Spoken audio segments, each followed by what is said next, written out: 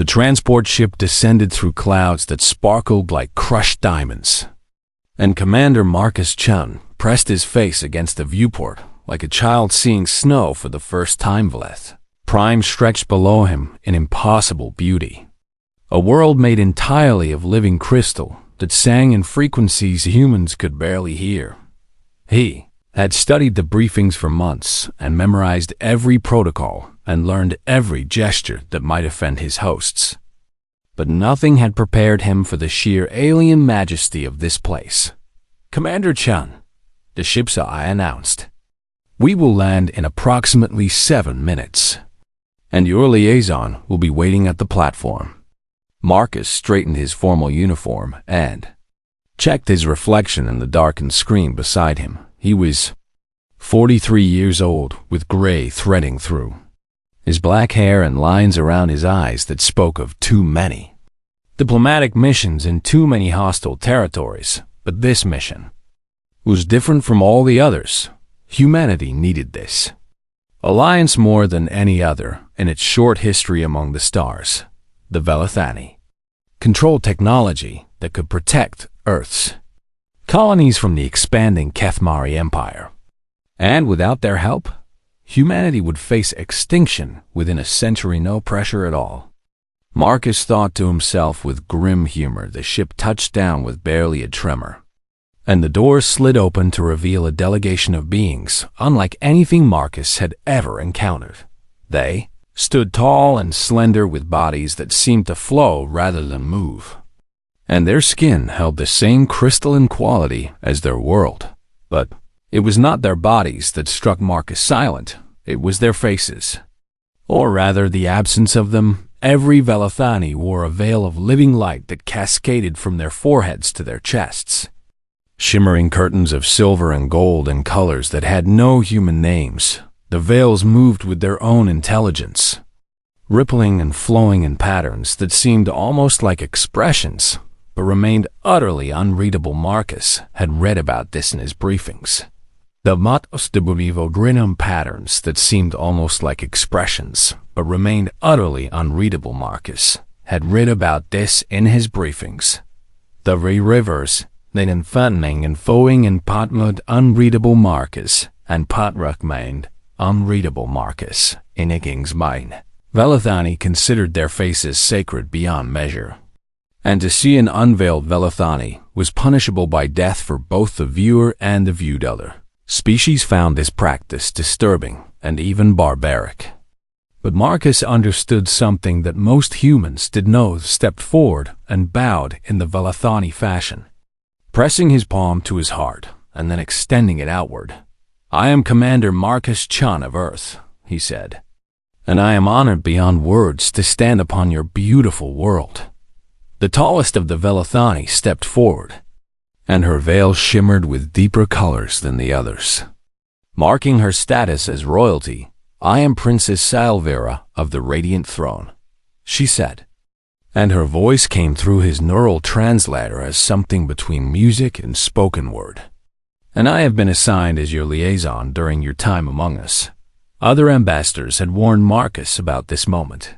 They had told him how unsettling it felt to speak with someone whose face you could never see, how the conversation felt hollow and incomplete, how the Velethani seemed cold and distant and impossible to connect with. Marcus smiled warmly at the princes he could not see. "Then I am doubly honored," he said, "for I have heard that you are the finest diplomat your people have produced in 3 generations. Salvira's veil rippled in a pattern Marcus could not interpret, but he heard something in her voice that the other ambassadors had apparently missed. She was surprised, perhaps even pleased. "You have done your research," she said. "Though I wonder where you heard such flattering assessments.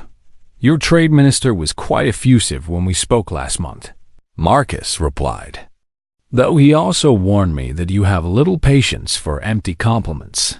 This time there was no mistaking the change in her posture. She tilted her head slightly to the side in what Marcus recognized as curiosity, and the tension in her shoulders eased just a fraction. "Then we shall get along well," Salvira said, "for I have even less patience for empty conversation." And I suspect you are not a man who wastes words. She gestured toward the crystal spires that rose in the distance.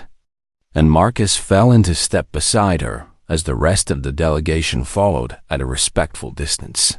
The Galactic Council believes we will fail, Marcus said quietly.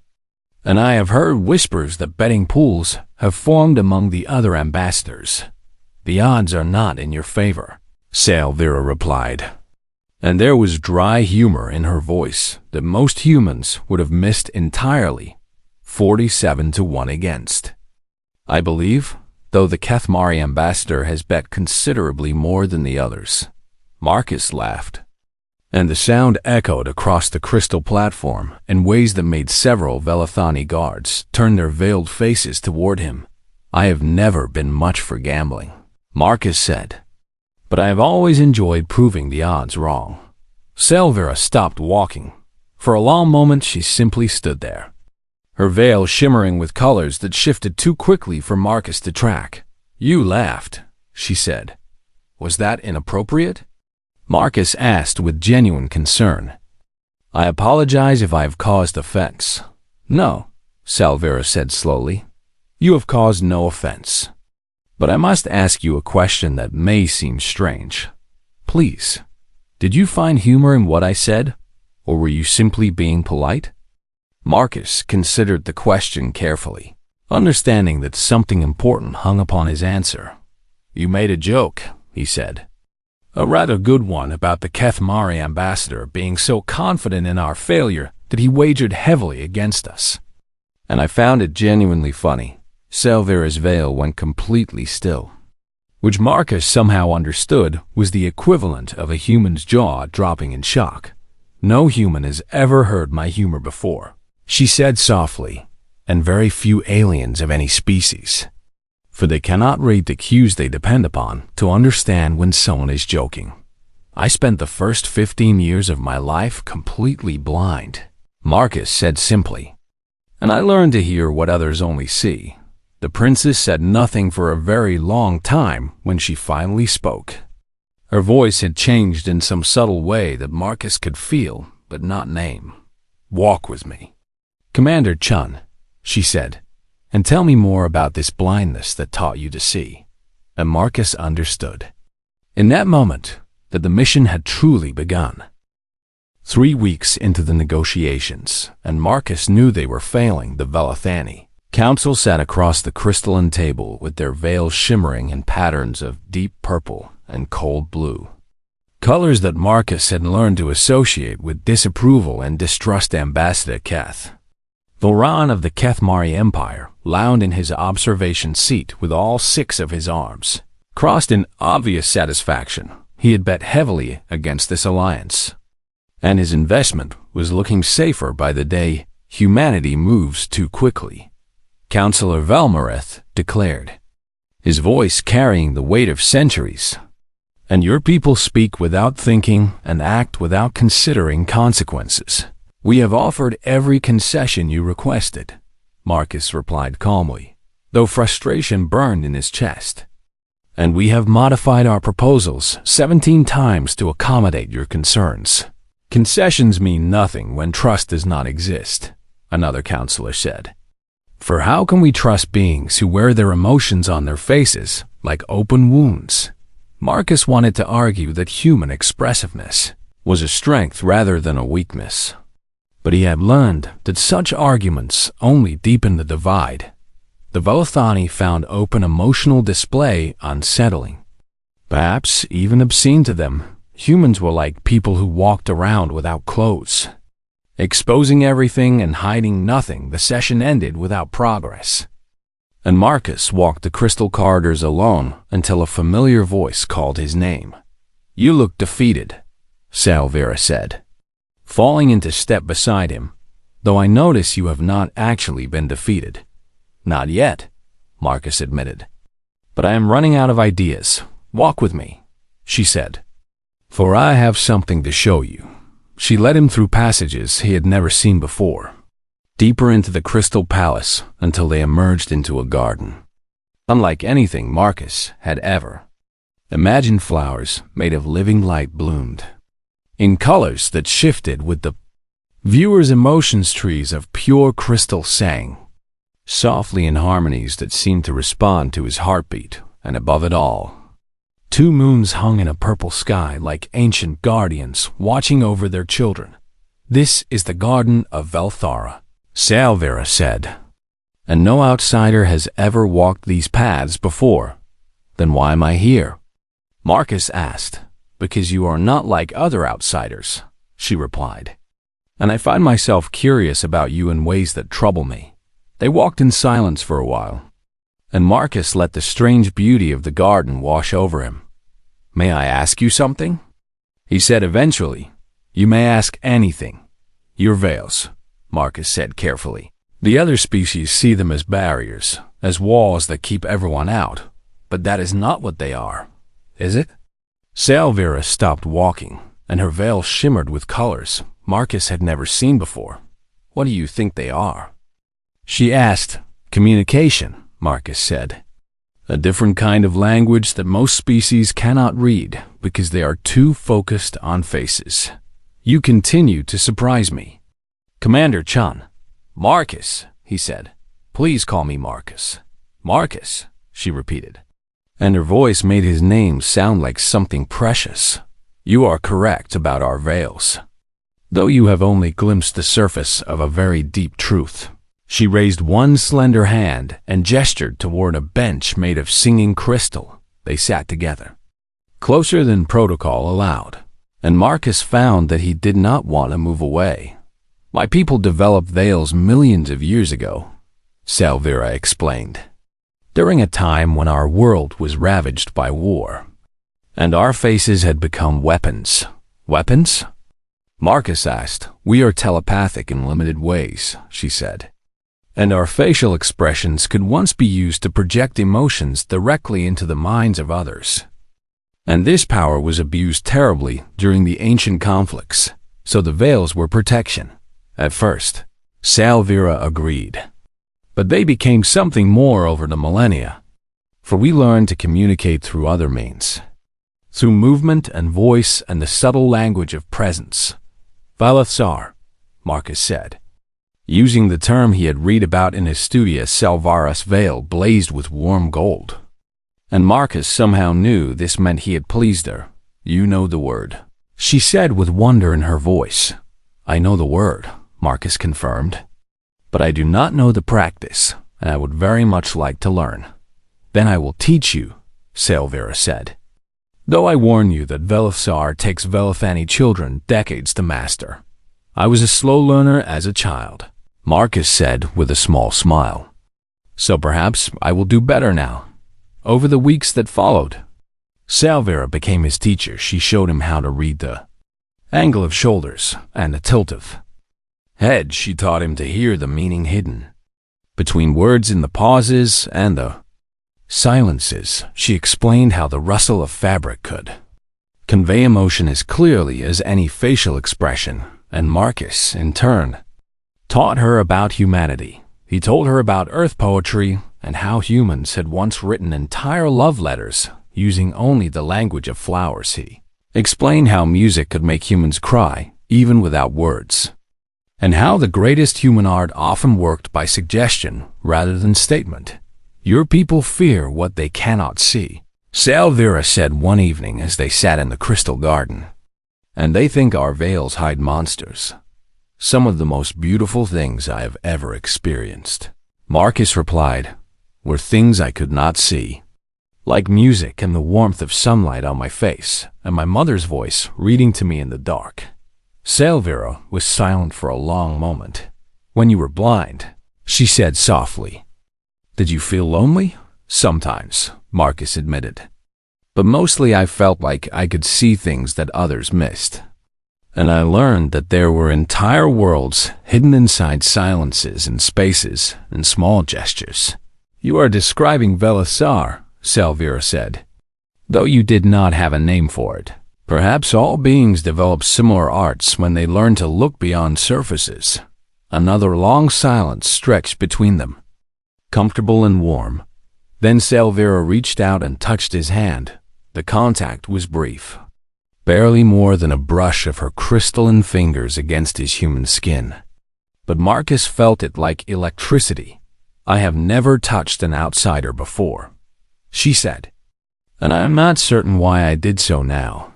Perhaps some communications cannot be translated into words," Marcus suggested. "Perhaps," Salvira agreed. "Though I find myself wanting to understand this particular communication more clearly." And as the twin moons rose higher in the purple sky, Marcus understood that something far more significant than political alliance was forming between them, something that neither human nor Velethani had words to describe. Whispers spread through the crystal palace like fire through dry grass. The servant spoke of the human ambassador who walked the gardens with the princess. The guards noticed how Commander Chun did not flinch or pull away when Velethani brushed past him in the corridors, and the courtiers watched with growing unease as their beloved princess began to laugh more often, her veil shimmering with warm colors that had not appeared in years. "It is unseemly," Lady Valinara declared to the gathered nobles, her veil rippling with shades of disapproval. "And the princess forgets her duty to her people." "She forgets nothing," Lord Kethovalis countered. "For the negotiations have progressed further in the past month than they did in the previous 3 years with other species." This was undeniably true, and the nobles had no response to it. Marcus had somehow convinced the council to reconsider proposals they had rejected a dozen times before. He spoke to them not as a supplicant begging for favors, but as a genuine partner seeking mutual benefit. And most remarkably, he seemed to understand them in ways that no outsider ever had. The Kethmari ambassador was not pleased by this development. Keth Voran requested an emergency session of the Galactic Council and stood before the assembled representatives with all 6 arms spread wide in dramatic accusation. "The humans are manipulating the Velethani," he declared, "using some form of psychological trickery that we do not yet understand." "That is a serious accusation," the council chair replied. "And do you have evidence to support it?" "Evidence is everywhere," Kethvorn insisted. "For how else do you explain their sudden success after centuries of Velethani isolation? And why would the princess spend her personal time with this human when she has rejected the company of every other ambassador?" Marcus stood to address the council with calm dignity. "There is no trick," he said simply. "For we have merely stopped trying to force the Velethani to communicate in ways that make us comfortable. And instead we have learned their ways." "Impossible," Kethvorn snarled. "For the Velethani themselves have said that Velethsar takes decades to master. Then perhaps humans are faster learners than your people assumed." Marcus replied. The chamber erupted in chaos, and the council chair had to call for silence multiple times before order was restored. Meanwhile, far from the political games, Salvira faced a different kind of interrogation. Her eldest sister, Crown Princess Valmyra, had summoned her to the private chambers of the royal family. "You are playing a dangerous game," Valmyra said, and her veil blazed with angry reds and oranges. "And father is concerned about your attachment to this human." "I am not attached," Salvira protested, though even she could hear the weakness in her denial. "Do not lie to me," Valmyra said sharply, "for I have known you since you were born, and I can read you better than anyone in this palace." Salvira's veil dimmed with something that looked almost like shame. "He is different," she said quietly. "He's alien," Valmyra countered. "And his people live barely a century, while you will live for millennia. And there can be no future in whatever you are feeling." "I am feeling nothing," Salvira insisted. "And he is merely a fascinating diplomatic partner." But the words rang hollow in the crystal chamber, and both sisters knew it that evening. The Radiant King himself summoned his youngest daughter to the throne room. He sat upon a seat carved from a single perfect crystal, and his veil shimmered with the deep blues of ancient wisdom. "Daughter," he said, and his voice filled the vast chamber like music. I hear troubling things about you and the human ambassador. Selvira knelt before her father, as protocol demanded, and kept her veil carefully controlled. I have done nothing wrong, she said.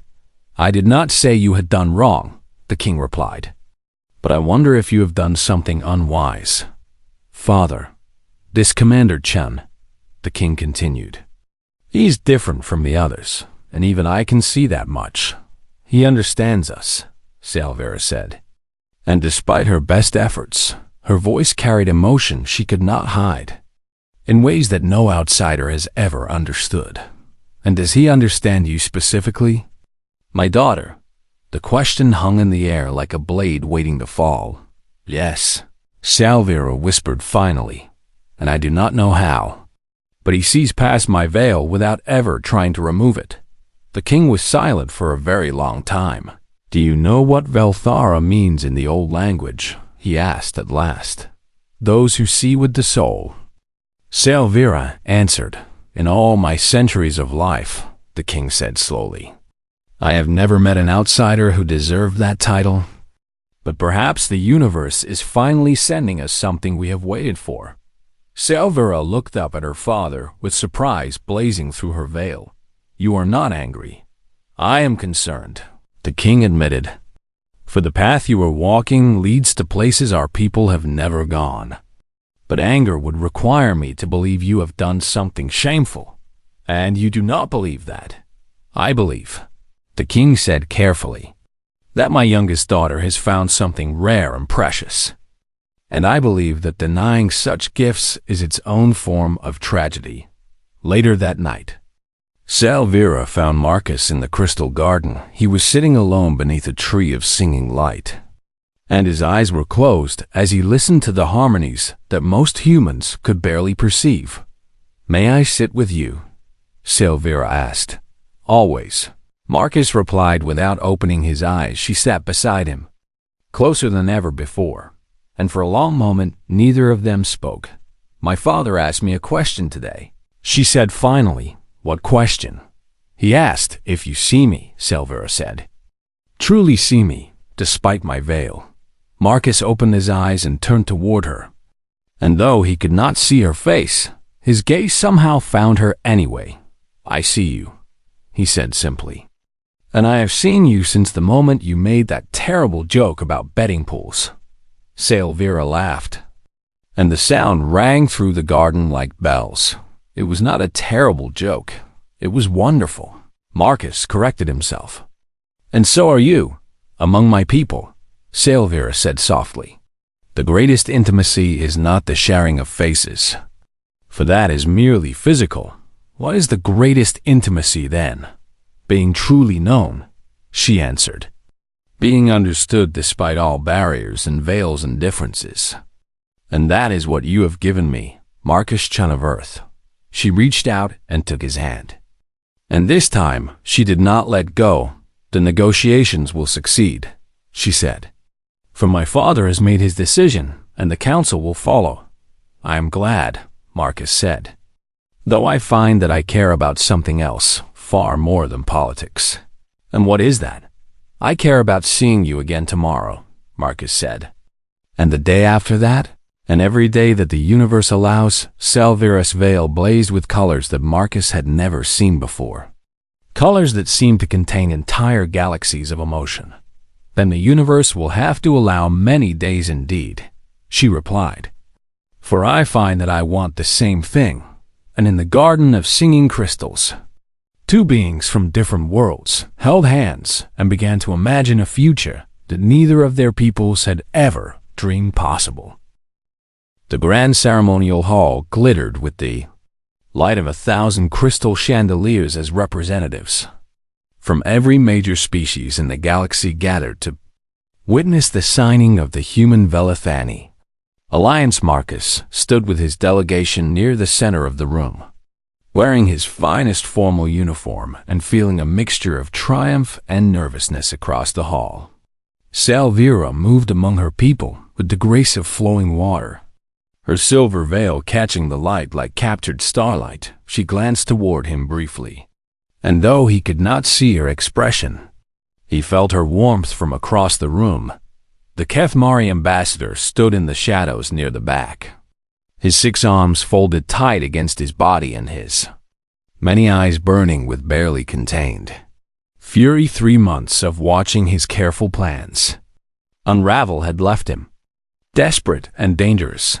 His people had invested heavily in preventing this alliance, for a united human Velethani force would shift the balance of power in the galaxy forever.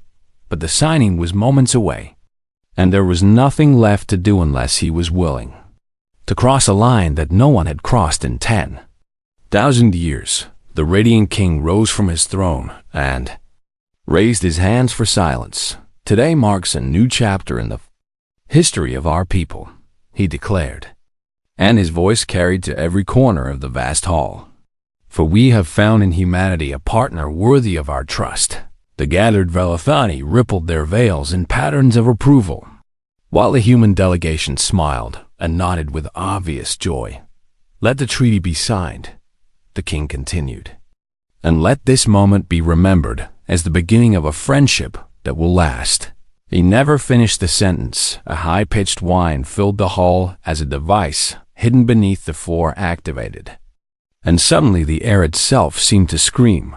The veils of every Velethani in the room tore away simultaneously, ripped from their faces by an invisible force that left them exposed and vulnerable. Chaos erupted instantly. Velethani screamed and covered their faces with their hands. Guards drew weapons and spun wildly, looking for enemies that could not be seen.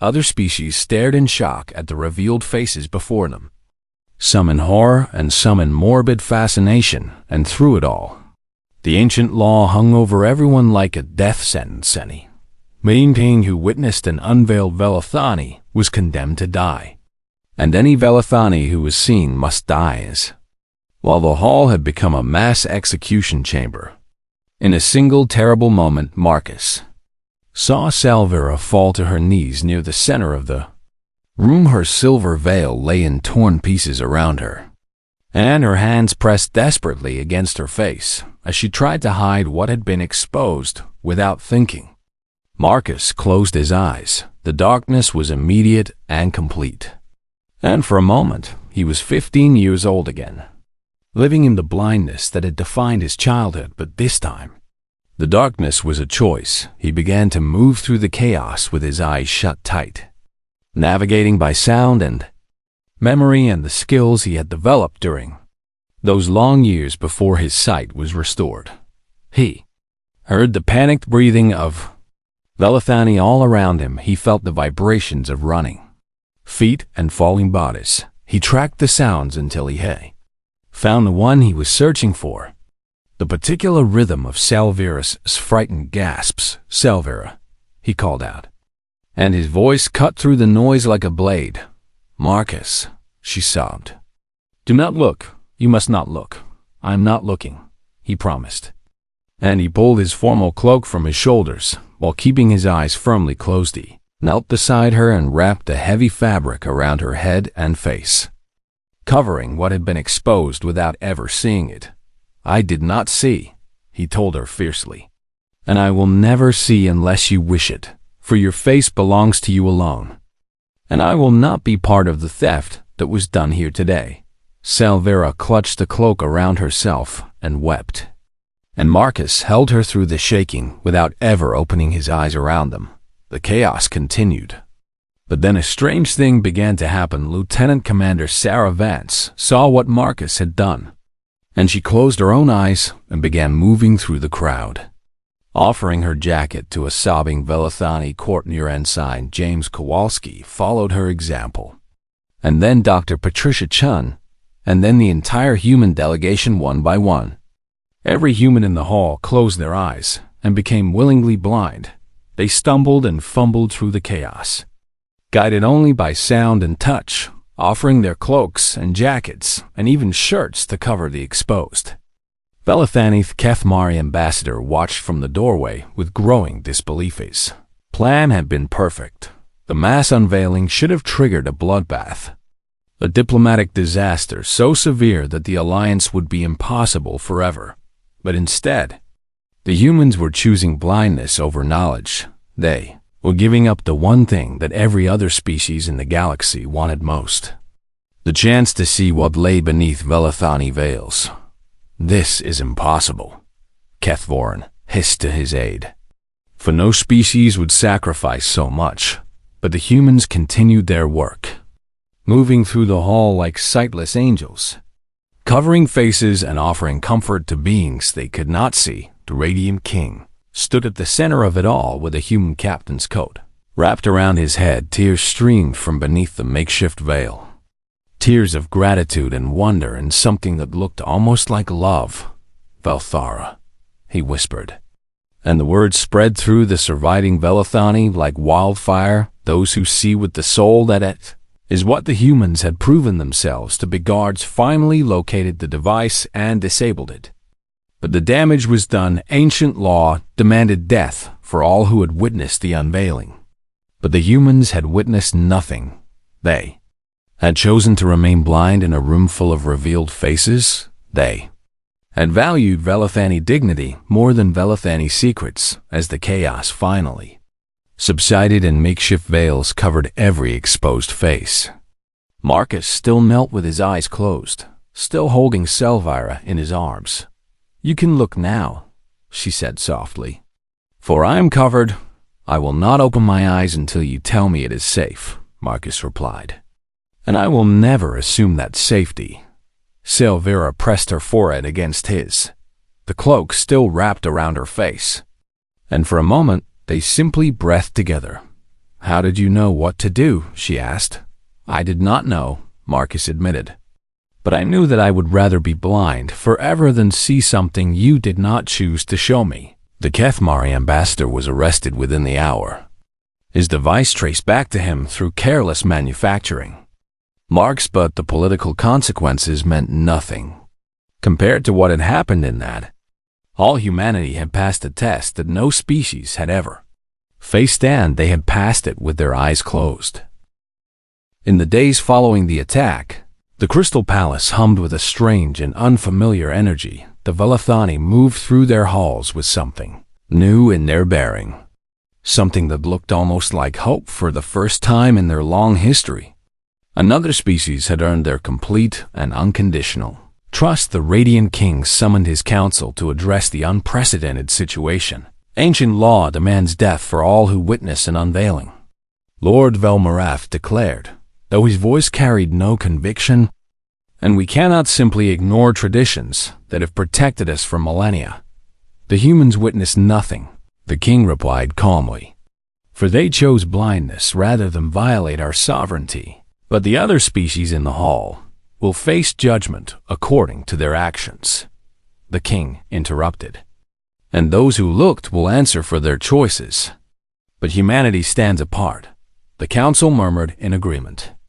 And even the most traditional among them could not argue against what they had witnessed with their own veiled eyes. The alliance was signed 3 days later in a private ceremony attended only by humans, and Velathana Marcus stood beside Selvira as her father pressed his seal into the crystalline document. And though she wore a new veil of purest silver, she held his hand throughout the proceedings. "From this day forward," the king declared, "humanity shall be known among our people as Velthara, those who see with the soul. And they shall have access to our knowledge and our protection and our friendship for as long as both our peoples endure." The human ambassador, a woman named Director Helena Vasquez, accepted the honor with tears in her eyes. "We came seeking an alliance," she said, "but we leave with something far more precious. And we will spend the rest of our history trying to be worthy of your trust." In the months that followed, the galaxy changed in ways that no one had predicted when Velathani joint projects sprang up across a dozen worlds, combining human adaptability with Velathani technology in ways that benefited countless species.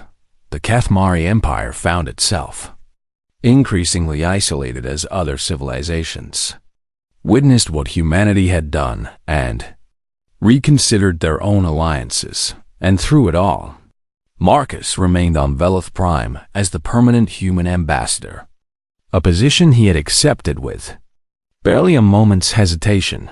He told himself it was for diplomatic reasons. He told himself that continuity of leadership was essential for such an important alliance, but everyone knew the truth, especially Salviron evening as the twin moons rose over the crystal garden. She found him sitting in their usual spot beneath the singing tree. "You have been offered a promotion," she said without preamble, "and I have heard that they want you to return to Earth as Director of Interstellar Relations." "News travels fast," Marcus replied with a small smile. "I am a princess," Salvira reminded him. "And news travels to me faster than most." She sat beside him, close enough that their shoulders touched, and for a moment they simply listened to the crystalline harmonies that filled the garden. "Will you take the position?" she asked finally, and her voice was carefully controlled in a way that made Marcus's heart ache. "No," he said simply. "Why not?" "For it is a great honor and a significant advancement. Because I would rather be an ambassador on Velith Prime than a director on Earth," Marcus said. "And because I have found something here that I cannot find anywhere else in the galaxy." "Something or someone?"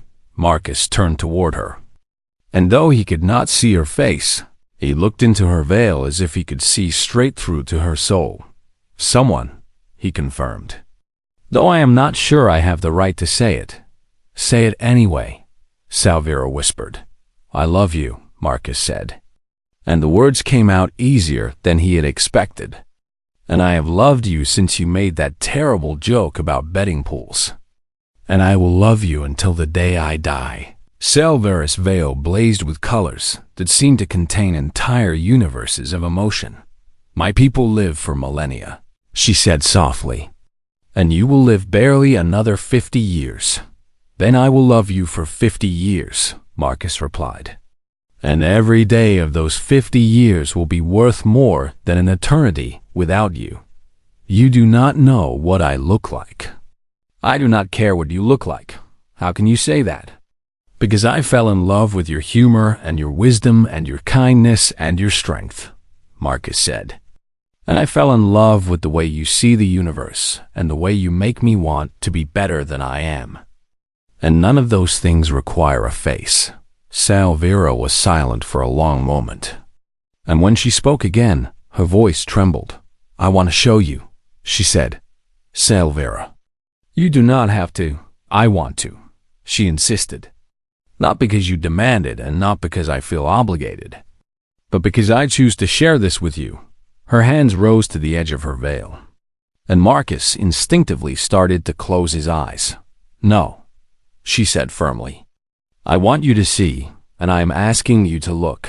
Slowly, with a trembling that spoke of vulnerability rather than fear, Salvira lifted her veil, and Marcus looked. Her face was alien in ways that human language could not describe, with features that followed rules different from any species he had ever encountered. But he did not see alien. He saw her.